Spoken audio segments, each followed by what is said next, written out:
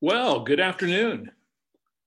Good afternoon and welcome to another Managing Your Small Business Beyond the Pandemic webinar series, number 64, since we started doing these back in March of 2020, when things were a little better, but things are getting good again, aren't they?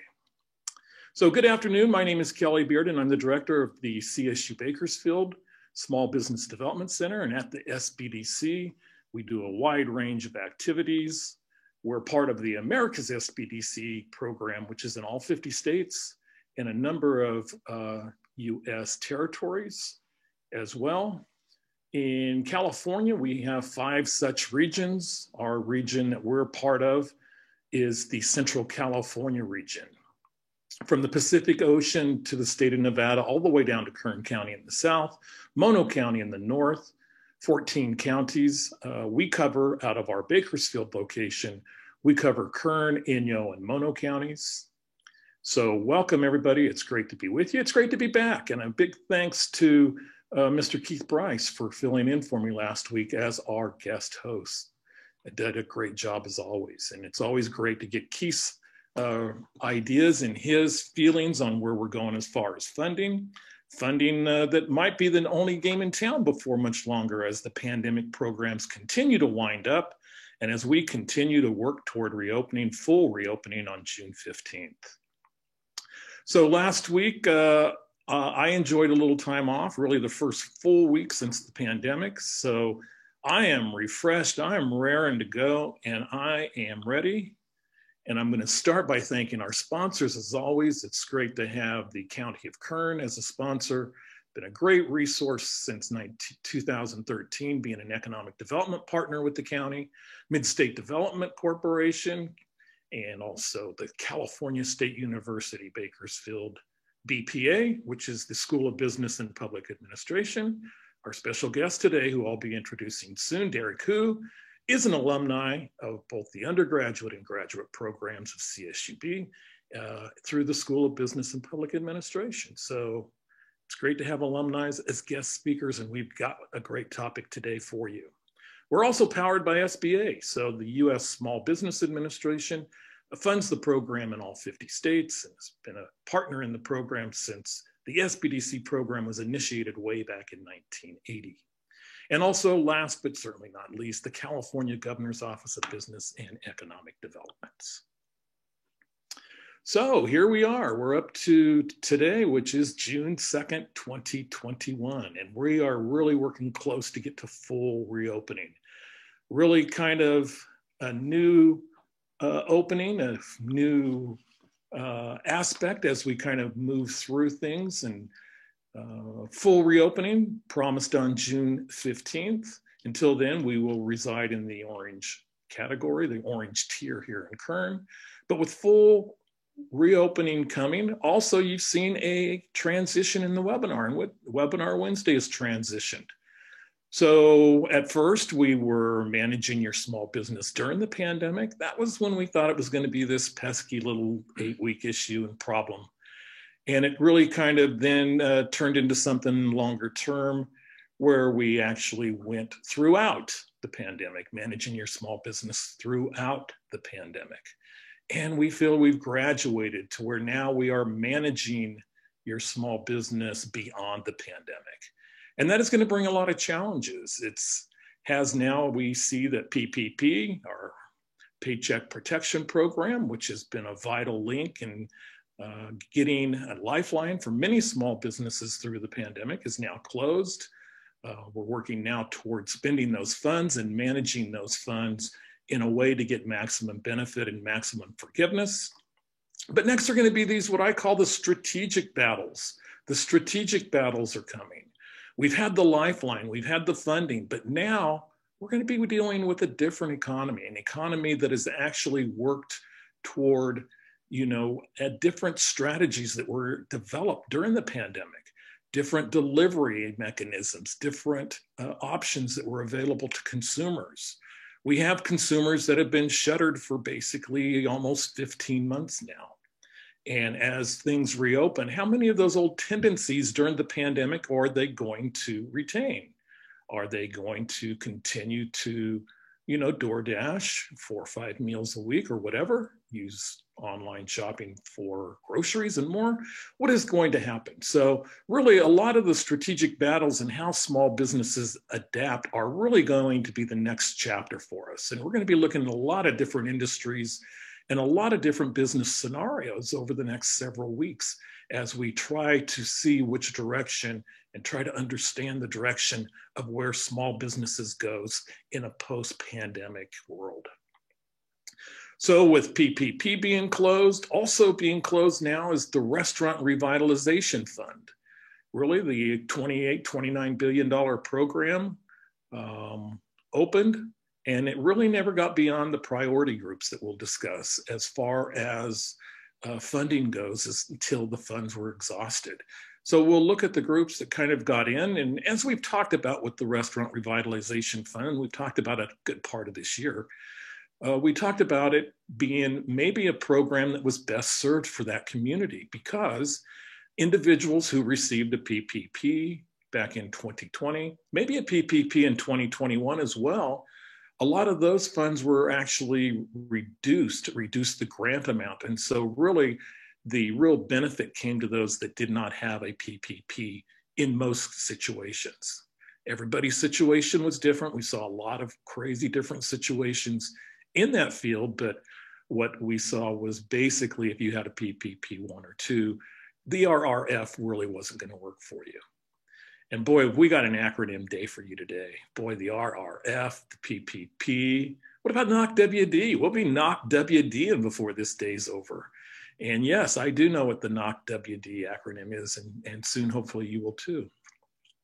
So, but before we leave the crazy acronym world, we still have programs that remain open. And of course, they are very acronym focused. The ERTC, which is the Employee Retention Tax Credit. We have the SVOG, which is the Shuttered Venue Operators Grant, still open. And also the EIDL, the good old EIDL, the good old Economic Injury Disaster Loan remains open. So also those 3 programs we'll talk about in the next few weeks, give a little bit of discussion on them today as well before we get into our guest speaker. Also, we have a shift toward PPP forgiveness. Now that the PPP is closed, really managing the funds that you have, managing it toward full forgiveness, and actually forgiveness of the PPP loans is essential to actually getting that turned into a grant rather than a loan. And we're going to continue to kind of push back to 2020 because those first round PPPs are the ones that are now becoming time sensitive. And with over 5,000 PPP lenders are still pretty much driving the PPP forgiveness vehicle. The PPP forgiveness car is being driven by the lenders. So your lender is ultra important in deciding, what is the route that you need to go in order to get that forgiveness and to actually move on to that particular point. So we're going to be talking with our guest speaker today about opportunity, and our opportunity today is going to be at China Lake, NOCWD, which of course stands for the Naval Air Warfare Center Weapons Division, pronounced NOCWD. We have our EIDLs, our NOCWDs, and today actually we are live in Ridgecrest. We're at actually the Spring Hill Suites in their boardroom. Very generous of them to make this accommodations available for us today for Webinar Wednesday, but Webinar Wednesday is on the road today in Ridgecrest. Our guest is in-house. Everything is good. So also you might have heard a little bit about the California Vaccination Lottery. Yeah, we have a California Vaccination Lottery, and if you've received your vaccine, you will actually become entered into a lottery to win cash prizes. Of which I believe the amount was like maybe $125 million available. So maybe you're going to be a lucky winner in the California Vaccination Lottery. Of course, simple caveat to that is you need to be vaccinated. The orange tier we mentioned earlier is remaining in Kern County, and it looks like it's going to remain that way until there are no tiers in June 15th. And in June 15th, before our June 16th webinar, we will know exactly the direction of which the tier system will be headed after June 15th. After those that are vaccinated, maybe in California, aren't required to wear a mask. So stay tuned. A lot of interesting things happening as we move toward full reopening. It's really interesting to watch like a baseball game and to see some states have full capacity, full ballparks, and also to see the Indianapolis 500 where it wasn't full, but they did have somewhere around 150,000 people there. So here we go. We're swinging the door open and we're heading on out into the world again. It's an exciting time. So also, we'll take your questions. If you will, please put your questions in the Q&A box. Also, if you have anything to share, because, a lot of what we learn here is your experiences and your experiences that you've had. So if you've had success, and I've heard from, a handful of clients and people who attend the webinar that they have received the restaurant revitalization funding.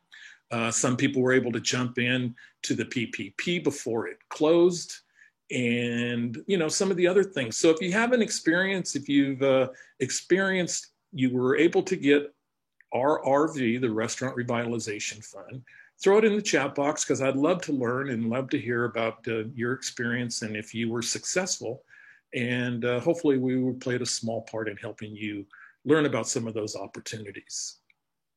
So along with your questions today, you get questions in the Q&A, chat for other things. Our producer, Maureen Busher-Dang, will be working in the chat box today, putting in some links to NOCWD and other sources out there. And we're gonna have your poll and a lot more today. So let's jump into the polls. And it's just to kind of help us as we move beyond this pandemic. And getting into the polls, we're gonna launch this first question. And it is, as we move beyond the pandemic, what guest topics would you like to hear on this webinar? So, today we have obviously a great guest in Derek Hu, and he's talking about opportunities at China Lake. What would you like to hear in the future? We have maybe some post-pandemic marketing suggestions you'd like to hear about. Selling and other opportunities, selling to new markets, which of course selling to the government is. Employment hiring or retraining programs, financing and other funding, pandemic forgiveness, and let's launch that poll right there. And there you go. It's open. Select one of those 5 options as we move beyond the pandemic. What guest topics would you like to hear on this webinar topic? So you have 5 selections. I'm just looking for your highest priority. Your best priority. I'm sure there's a couple in there that you're going to want to hear, but what is it moving forward? So we'll give you another few minutes we have about 55% of you already jumping in. We're getting good turnout, and we're starting to see 67%. So give you another moment or two to get your topics in for the pandemic. What guest topics would you like to hear on this webinar series? A lot of options. We're going to close it right now. A whopping 76% of you voted. Thank you so much. Well, let's share the results, and here you go. As we begin to move beyond the pandemic, the first is financing and other funding. So we have other funding today, and also some pandemic program forgiveness and tips.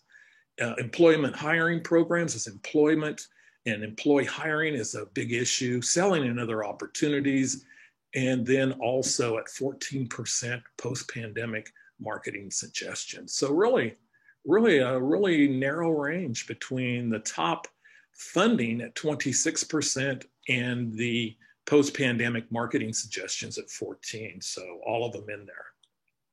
So one of the things before I move on to our second question, I just want to mention to you is that we will have in the next 2 weeks, since forgiveness was up there quite a bit, and we're going to go over a little bit of forgiveness tips today, but we're going to have a full hour on forgiveness coming up in the next week or two, where we really jump into full program forgiveness and really get into the tips and spend the whole hour without a guest speaker. And that'll either be in the next week or two as we move on in that particular area. So we'll stop sharing that poll, and then our next poll will have another quick little question here, and it's going to be on your business mood. And what is your business mood this day? And how is your business moving forward these days? So are you feeling upbeat or optimistic? Are you cautiously optimistic? Are you uncertain at this time? You're not so good right now, or I need a really good plan. So we got 5 options for you on your business move and your business moving forward these days. Is that business, are you kind of upbeat? Are you kind of optimistic as we move? Cautiously optimistic? You're a little uncertain, not so good right now, which is actually not so good right now, not now so good. And I really kind of need a good plan moving forward. So get in, we have about 65% of you. It's good to see about half of you are cautiously optimistic. So good chunk of you cautiously optimistic, kind of that first tier. We're gonna end the poll at 65% of you voting and share the results with you. And your business mood and your business moving forward, half of you say you're cautiously optimistic. You feel pretty optimistic, but you wanna see it happens. About 20% of you are upbeat and optimistic moving forward. 22% have a lot of uncertainty. Not so good for 6% of you, and a few of you need a really good plan out there. So thank you so much for participating in the polls. And it's good to know what the polls are moving forward, and we will continue onward. Okay, so just a quick review of what we've been doing for several weeks now is to try to give you a status and action of the key stimulus programs that have come along in 2021 or back even in 2020. And we have the PPP first draw, which is now closed. You'll recall, or maybe you heard, that the PPP ran out of funds on Friday, which was actually the 28th of May. So didn't quite make it to the May 31st closure. The 28th of May deemed they were about ready to run out of funds. We'll look a little bit about what's going on with PPP. PPP second draw is closed, and we have a spending plan moving forward. The venues, the shuttered venues, $16 billion grant program is open, and you can apply at the SVOG portal. So if you've had a shuttered venue, a restricted program, and it's really got a lot, I guess, a fair amount of funds left. So it doesn't look like it's going to shut down. The restaurant revitalization program has closed. If you were funded, let us know, and also get a spending plan going. And you'll see in these, a lot of them have spending plans, really, where you want to have a plan for 60% payroll if you want full forgiveness. Some businesses, it doesn't quite work out that way, and you don't get full forgiveness. But having that spending plan is important because then you jump into the employee retention tax credit, which is open right now. And if you have employee wages that you have paid and you've retained the use of many or most of your employees, that tax credit is available both for the fourth quarter of 2020 and for 2021. It is going to end at the end of June 30th. So also the EIDL loan program is open. EIDL Advance is still open. SBA emails you. California Relief is closed. The Family Leave Act is open. Haven't discussed it hardly any at all. It's more of an HR program, and we tended to stay on the financial side of things. The City Restart to Loan Grant Program, I think you heard last week, is open, but there's a significant pipeline, and there might not be opportunities to access that program further. PPP forgiveness, 2020 was due 10 months at the end of your covered period. So that's kind of an update on those particular programs. Talking a little bit about the restaurant revitalization program. And we won't jump into the PPP numbers this week, but really a lot going on with PPP. And maybe when we get time in the future, we will discuss kind of where we ended up with PPP funding and the numbers there. But just staying with the restaurant revitalization program, as I mentioned, it seems like nearly the full $29 billion went to the set-asides or the priority funding groups. And on the set-asides, there was $5 billion for businesses that had in 2019, their gross receipts were less than $500,000. And also less than 50,000. And really it was that $50,000 pool, number 3, which was the last one available. Additional $4 billion was set aside for businesses for 500,000 to 1.5 million. Those funds went fairly quickly. And it went to pretty much this group, the priority groups that were defined as socially disadvantaged individuals. We talked about this a great deal, but the social disadvantaged group, and then also the economic disadvantaged individuals. So those were pretty much defined as having a reduced ability to compete in the free enterprise system due to diminished capital and credit and so forth. So really, much of that $29 billion went in those areas, and then also with the 3 set-aside groups. Just some EIDL changes that we've been talking about this year. The big one is that the EIDL program is now considered a 24-month period. So that's a 24-month period to use the funds, even if you received them last year. And remember, the EIDL funds must be used, the Economic Injury Disaster Loan Funds, which is obtained through the SBA portal, which is still open till the end of this year, are for working capital and notes payable. So, but it's a 24-week window of which you can use those funds for. And of course, the payment was deferred until next year, but the interest still accrues. Here's your resources for actually jumping in and requesting an increase in your EIDL loan, because with the increase to 24 months, with the ability to increase your EIDL from $150,000, the maximum, to $500,000. So there is an option to actually jump in, and these are all done pretty much at a call center in Texas, but actually if you want to get a larger EIDL, there's an opportunity to increase it. So use that email, and SBA is still, I hear, quite busy with this particular program. And if you were declined, because the EIDL program, unlike PPP, was a credit scored and underwritten program. So we did see significant declines, and or at least some declines. And if you were declined for that particular program, there's an opportunity to go through a reconsideration process. If it was a credit issue, understand what your credit score is and understand what the issue was behind it, and you could attempt to fix it before the end of the year to still access EIDL funds. The Shuttered Venue Grant Program is still open, and we're excited about that.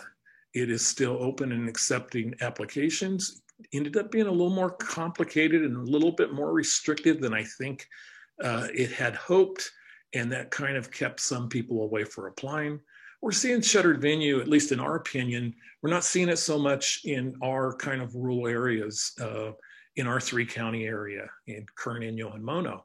Are seeing some, but really it seems to be kind of a venue driven toward maybe entertainment meccas in your larger urban areas where there is a lot of entertainment venues, be it music, be it comedy, be it theater, be it a show, etc. Also museums. Museums can actually participate in Shuttered Venue Operators Grant as well. So quickly, let's jump into a little breakdown on forgiveness. And again, the timeline for this is, and this is kind of our forgiveness form from last year when with the first round of funds. So those are, again, the ones that are most critical in order to get forgiven. And you have had 24 weeks to use the funds, or by December 31st, 2020 for the PPP 2020. That program did close on August the 7th. Then you're given a 10-month window from the end of your covered period. So the 24-month window starts 24 weeks after the day you received your funds. So everybody has a different covered period. Everybody has a different date, or most people have a different date, in order to actually go through this particular process. So the window starts 10 months from when your 24-week period ended. Some people did elect an 8-week window, so it is that as well. Then it goes to your lender, which has 2 months to basically verify and upload your information, and 90 days for SBA to make a final determination. So you can apply once all your funds are used, and this is true for 20 and 21. So if you've already used all of your funds for the 2021, one thing that's kind of interesting that I don't want to forget is that I did read recently where SBA is looking at making a forgiveness process easier, make it easier for larger PPPs. So for those 150 and up, remember last year, 150 and under got special treatment and it was easier to forgive it. They're coming up with a easier than the 5-page, or which originally was a 13-page forgiveness application. They're coming up with an easier method in order to forgive PPP loans between $150,000 and $2 million. So stay tuned for that. So again, but you can actually begin the process once all your money is spent. You don't have to wait for the full 24 weeks. And that 10 weeks is crucial if you want forgiveness. So if not, then you will be required to start paying that back at 1%. So some of the documentation that we'll go over in more detail, since we'll take a full hour on this, or most of a full hour in the next couple of weeks, is the bank account statements, your third-party payroll service provider reports. So if you have a payroll service, their reports have really been beneficial for so many small businesses that have been geared.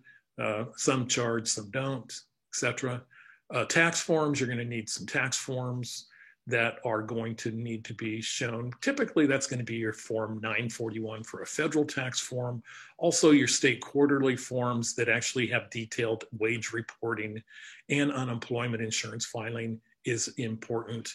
And then when you get into the non-payroll items, you'll have payment receipts, canceled checks, account statements, anything to verify other types of expenditures if you went with the 60% payroll, 40% other use.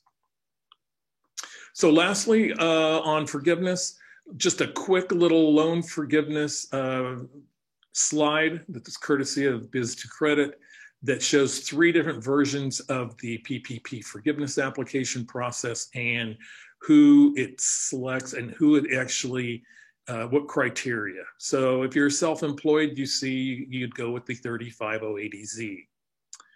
If you did not reduce salary or wages by more than 25%, again, that's the easy form, and so forth. We won't go through every one of these particular checklists, but it shows the 3 forms: the full form, the long form, the SBA 3508 form that we've detailed many times over the last 64 weeks. But also it shows you the one case where you can use the 350S form. So there is kind of a checklist, and I am going to introduce our special guests. So it's a pleasure to introduce Derek, who, before I introduce him, I got to tell you a story. When I first came to Ridgecrest in 2012, was the year I started. We were out here in a couple of months. Jay Thompson, lead consultant, and I came out. And it was a day much like today. It was the day where it was very hot in the Mojave Desert. And I was in a vehicle, a new used vehicle, I like to call it, because it was 22 years old, but it had 60,000 miles. It was kind of a really fun car for me. And I get out in the middle of the Mojave Desert and I get a flat tire. And, you know, it's great that it's a 22-year-old car with 60,000 miles, and it was truly driven by the little old lady to church on Sunday. But the tires on there were probably 10 or 12 years old. And it's 110 in the Mojave Desert, which was the last time I traveled to Ridgecrest without a gallon of water in my car in the summertime. And so we get on the phone and first call emergency road service, and they come, and the guy comes out there and he goes, I can put the spare on, but you're going to probably pop another tire before you get to Ridgecrest. So using a good decision, we actually had the car towed to Ridgecrest to a tire store where I called Derek Hugh on the way before I had even met him and said, Derek, where's a good tire shop in Ridgecrest? He guided me to a nice small business, 4 new tires. And now that was the beginning of a great relationship between the SBDC and the Office of Small Business here at NOC WD, which Derek is the district director. So the weapons division has two Navy facilities at China Lake and also Point Mugu. Derek, as I mentioned, is a graduate of CSUB, both with his bachelor and his MBA degrees. He has worked for the Navy for a considerable amount of time. I got to say that, Derek is a native of Honolulu, Hawaii, but my experience in meeting so many people in the Ridgecrest community is those that move here love it. And, for a lot of people, that is harder to understand, Derek. I understand it. I get it now. But Derek has lived and worked for NOC-WD for, 28 years? Yeah, close. 25. 25 years, and has been here. And sure, he's a native of Honolulu, Hawaii, but do you think he moved back? No way. So hacking another introduction like I'm so proud to do week after week. Please join me, Derek Hu. Hey, thanks a lot, Kelly. Appreciate supporting your Small Business Development Center. And I need to figure out how to get these slides up here.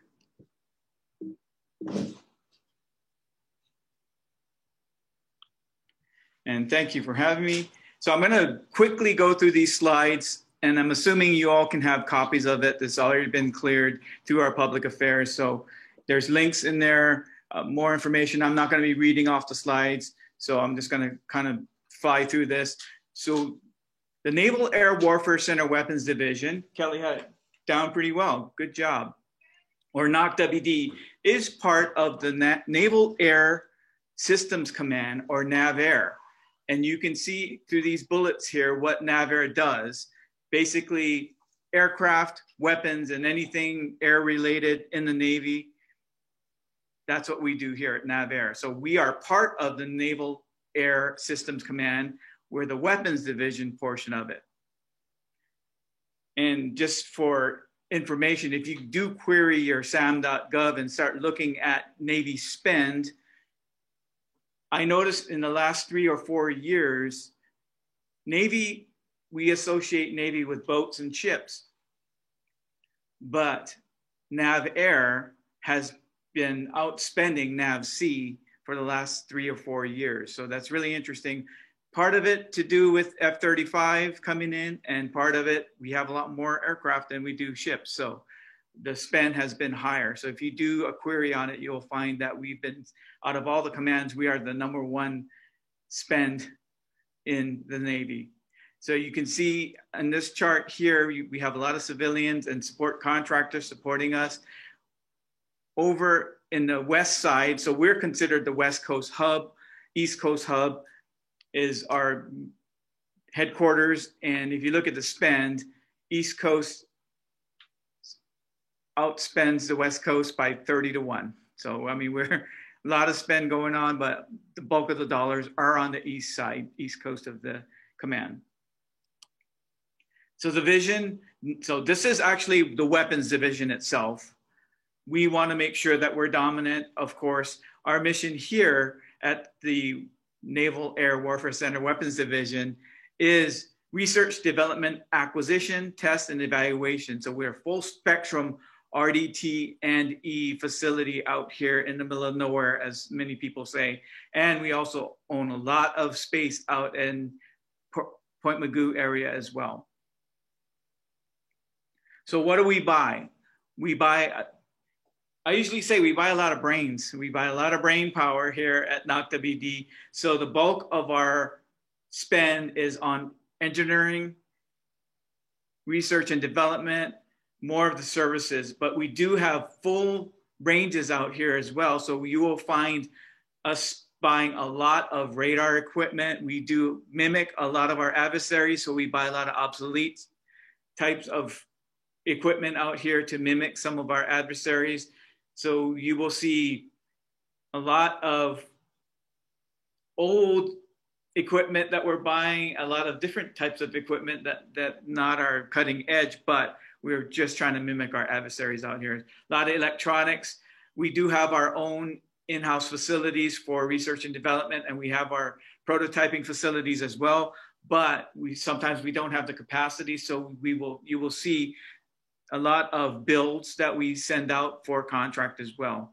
aircraft components. We do a lot of office furniture because we will see within the next 3 years, because of the earthquakes happening in 2019, a lot of our labs and facilities out in China Lake have been damaged, and we are rebuilding. Now, I don't oversee a lot of the earthquake purchases that are doing the facilities and construction. That is done through our NAVFAC organization out of San Diego, and I will give that information as well. And if you Google or if you do an internet search on China Lake earthquake recovery for construction, you will see the NAVFAC Southwest webpage with all the information, all of the vendors on the list and their MACC or their MAC contracts. All that information is in the NAVFAC Southwest website. So how do we buy these things? We buy a lot of these on contracts, major contracts. We do a lot of simplified acquisition, which is 250,000 and below. And we do hundreds and hundreds of these buys. So we do simplified acquisition, and the government purchase card, we raised the limit to $10,000. So anything $10,000 and below, we do a lot of government purchase card. Now, how do we reach out to our buyers? It's very difficult for us at NocWD because a lot of our purchase card buyers are the office manager, clerk type people that don't have the expertise. They were just told what to buy. So it's hard for us to market to these specific buyers itself. And that's the benefit of coming out to industry days. And hopefully we will have in-person industry days in the near future where I wouldn't say force our acquisition people, but we mandate that our acquisition people are out at the industry day events, talking to vendors to know this is how you do your market research. So that's how we buy it as well. We do thousands of purchase card buys. So that's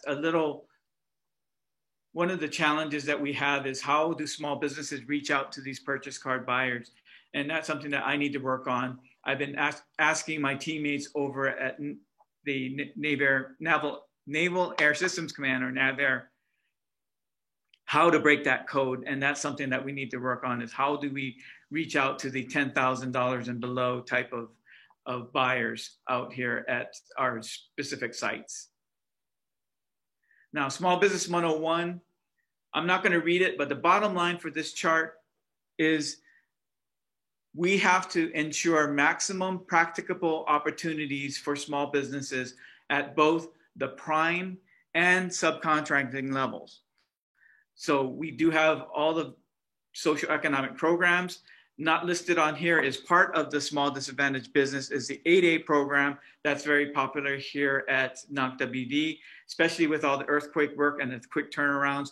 We're doing a lot of 8A purchases, and you will find for the NAVFAC Southwest, the 8A, which is a small disadvantaged and economically disadvantaged small business in the 8A program that's very popular. So that's something, if you have any questions, I think Maureen's gonna be putting my email address out in the chat. So I'll be happy to answer any questions that way as well.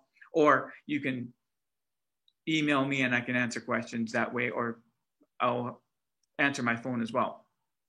So this one illustrates in fiscal year 20, NAVAIR wide, we had a record number of small business spend. This is great, awesome.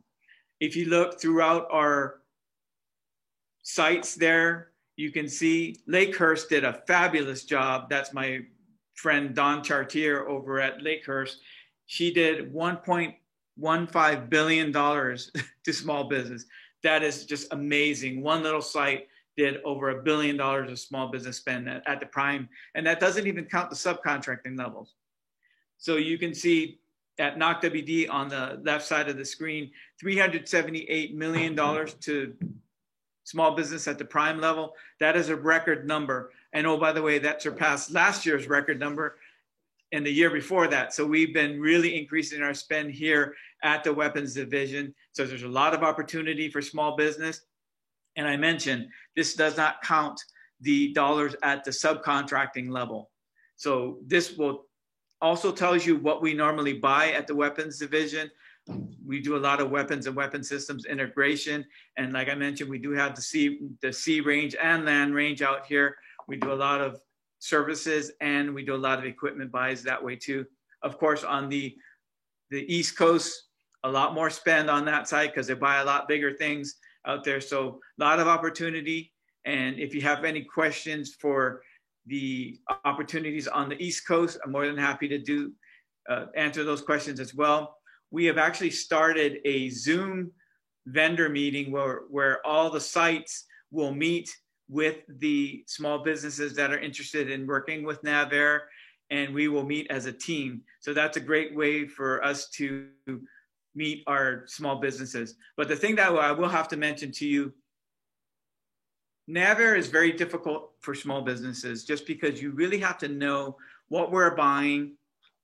You really have to be in the game already. I mean, Small Business Development Center is great because to help you start up your small business, but we are dealing with the traditional businesses that have been working with the government. So it's very, very hard to get in to a large systems command like NavAir. But once you're in, there's a lot of opportunity. So that's why I want you to get out and talk to Kelly, talk to your Procurement Technical Assistance Center, talk to your SCORE, talk to all the people that you don't have to spend money. They're usually free of charge or nominal small costs to work with your SBDCs, your PTACs, your SBA, and your SCORE. So do that first. And if you have any questions, I'm more than happy to help you with who to talk to as well. So over the years of working with small businesses, I created this next couple of charts called Tips to Ensure Success. The number one fault I see with small businesses right now is understanding government contracting. It's very, very difficult. And if you hear me speak at Industry Day events, I will ask them, who's ready to deal with the biggest bureaucracy there is on the planet, the federal government? Because it is. It's a big bureaucracy. It's very difficult. You have to gain a good understanding of government contracting. But once you do, there are a lot of opportunities. So the one big problem I see with newer small businesses is understanding government contracting.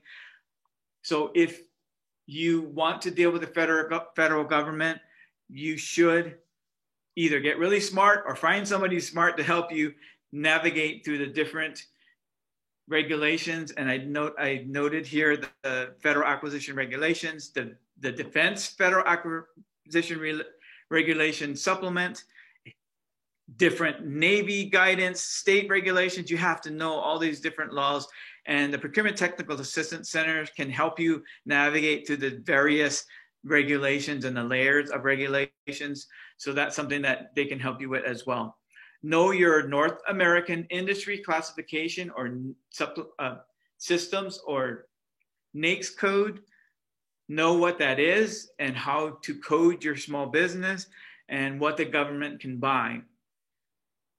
We have a list of our 10 top NAICS code at NOCTA-BD, and a lot of it is services, a lot of it is detection equipment.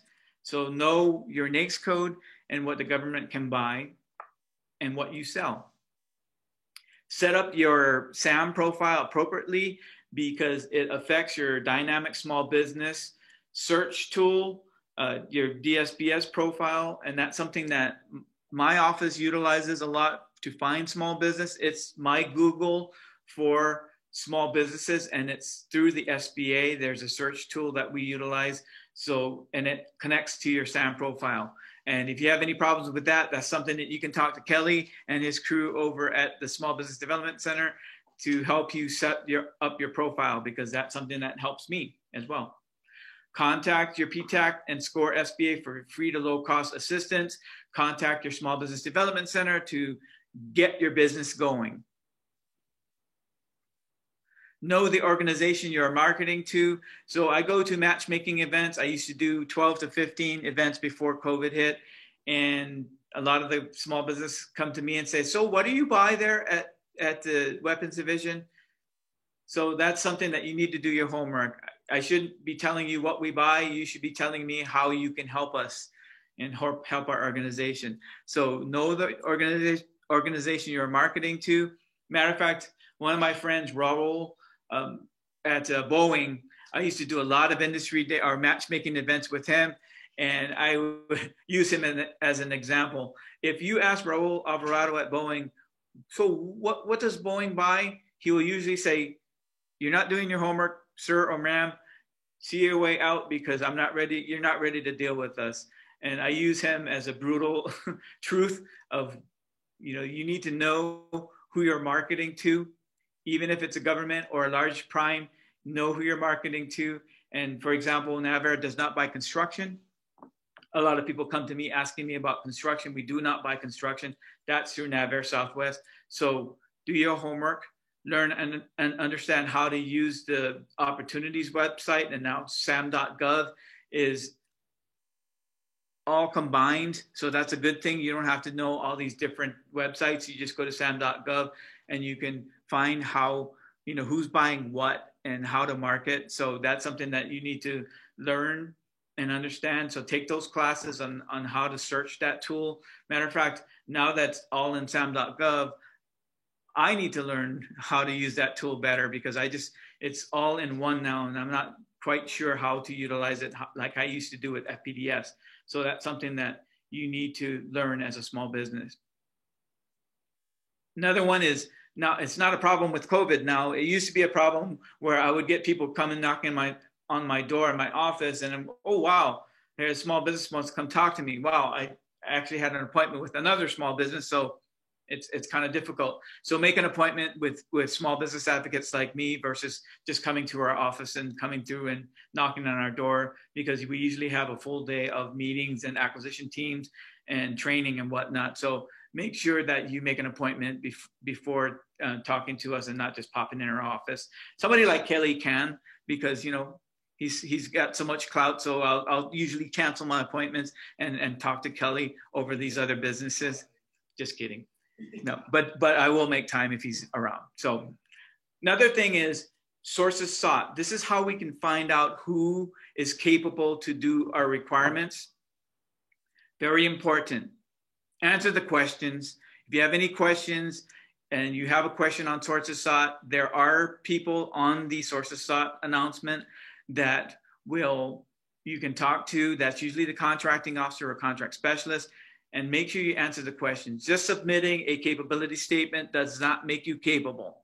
So answer the questions. I get that all the time from my contracting officer saying, I got 10 people, 10 businesses, small businesses responded to a sources sought, but they just gave me capability presentations and I don't think they know what they're doing. So make sure you answer the questions. If you have any questions on that one, contact my office and I will help you navigate through that sources sought. This is very important. Always read the solicitation or the contract. Make sure you know what you're getting yourself into. I know that one of my small businesses back in the day when we came up on wide area workflow, which is how we pay our vendors, didn't read the contract and was expecting to get paid and was telling me, hey, it's been 6 months, I haven't gotten paid. I said, well, did you submit your voucher through wide area workflow? No, we just mailed it in.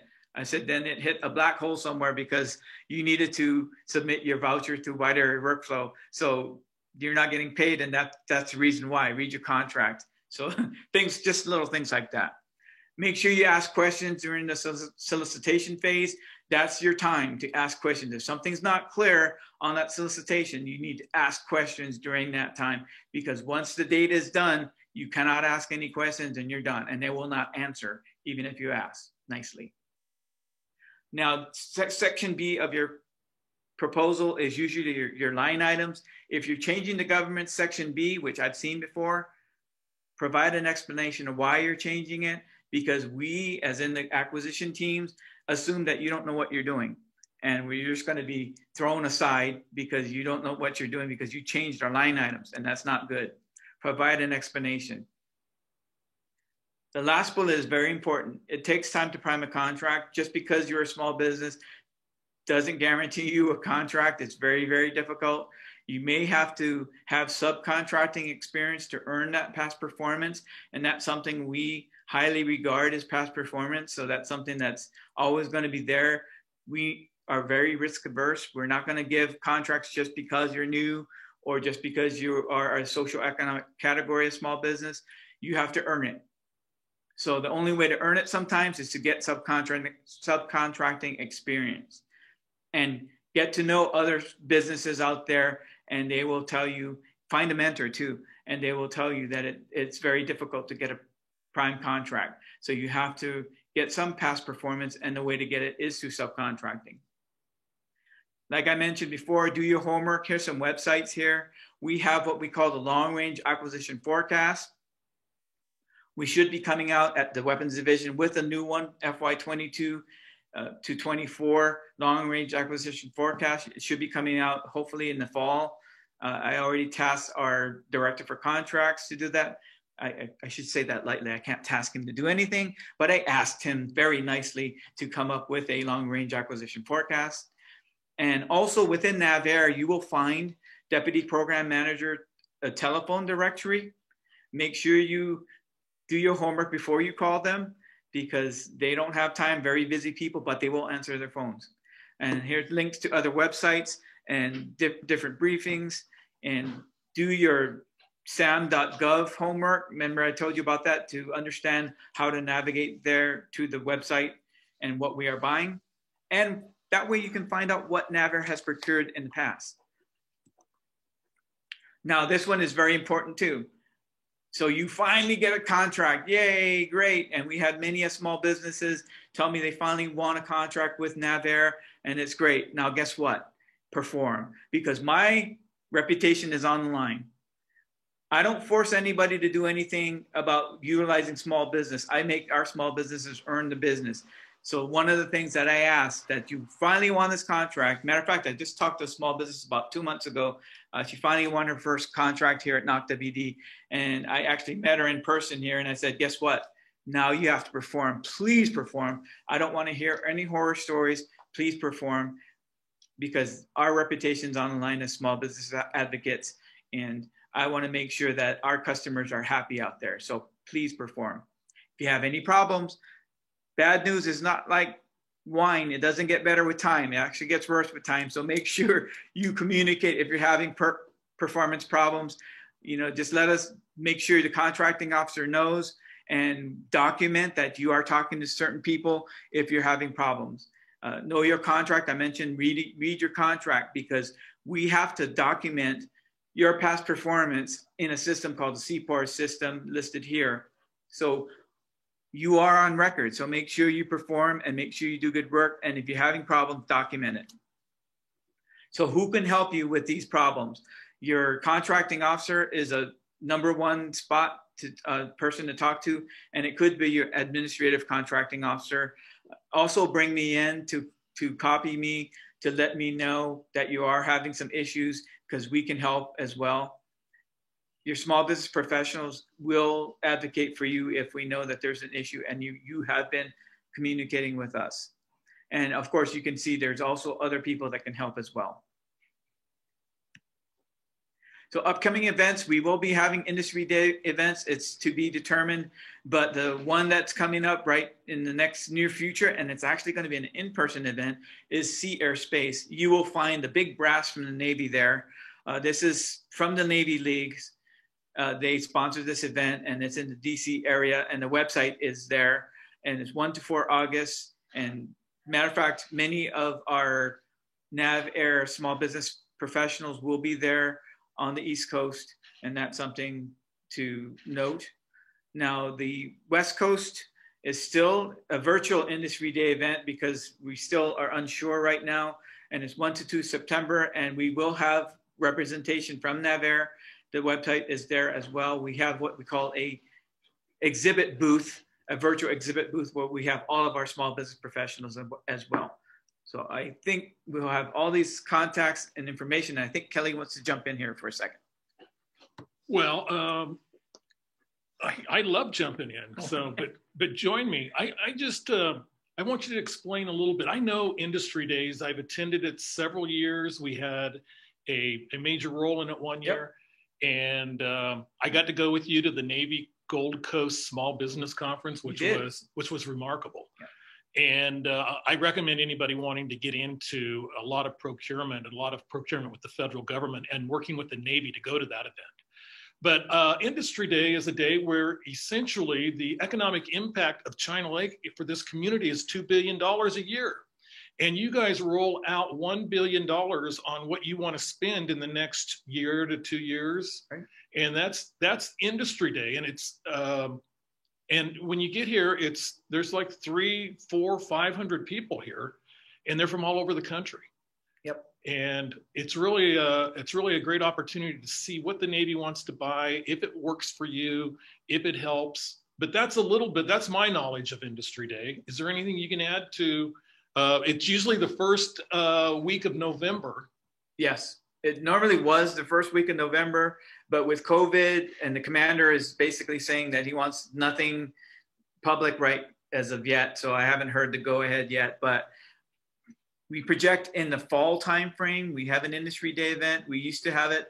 So hopefully we'll start having the nose to nose, toes to toes Industry Day event where we have our acquisition teams come out, and we had specific areas where they would be sitting. So you can talk to them about the long range acquisition forecast, all of the items on the forecast. And I think we had about 70 a couple years ago. And this year we had about 60 items on the list. So this is your opportunity to market to those acquisition teams. And oh, by the way, I would have complaints when we first came out with this event. I had complaints about, why are you guys forcing us to come out to this event? And I said, one, it's not me, it's our commander, who is a 1-star admiral. So if you have problems with that 07, then you can talk to the 07 yourself. And, oh, okay, well, I thought it was you. No, it's not me. This is not Derek's event. This is the Naval Air Warfare Center Weapons Division event. And Kelly mentioned $1 billion. Actually, last year we did $1.2 billion. We had a record number amount of spend. Doesn't even count the civilian side. So you're talking $1.6+ billion worth of spend out here at China Lake. It's really interesting. So we've been spending. It's been going up. Like I mentioned, with our small business spend, $378 million. That was a record amount. And the year before was a record amount. So yes, Industry Day is your opportunity to come out and talk to our acquisition teams. That's part of their market research. And many of the packages that come through, because I have to review all the packages that come through, I usually see the documentation that we talk to these businesses at Industry Day event. So hopefully we'll have something. Hopefully we'll be in person this year. Not sure yet. But if anything, we will have our long range acquisition forecast. But I do miss the Industry Day event, and hopefully we'll have something soon. I remember talking to a prime contractor from Dallas, Texas at an Industry Day about 3-4 years ago. And it turned to food, which my discussions oftentimes do.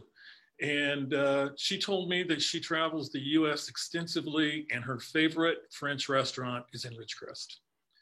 And I said, I agree, that's a great restaurant, Mon Rive.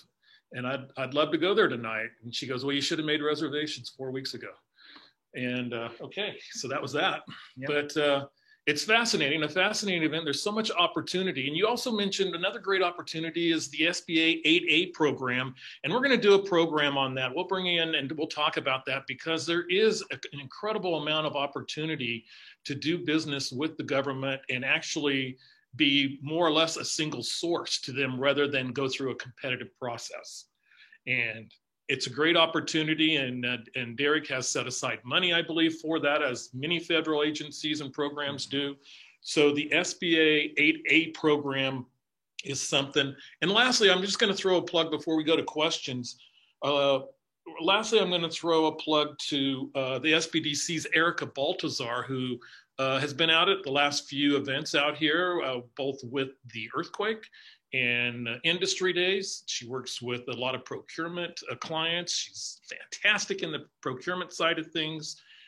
Everything Derek talked about, she knows about. Sources sought, capability statement, and working for the high-speed rail for a few years will do that to you. And so she really gained a great experience there and is now passing it on to small businesses all throughout Kern County, as our goal is to get more contracting money spent to Kern County businesses rather than my friend from Dallas, Texas. Right.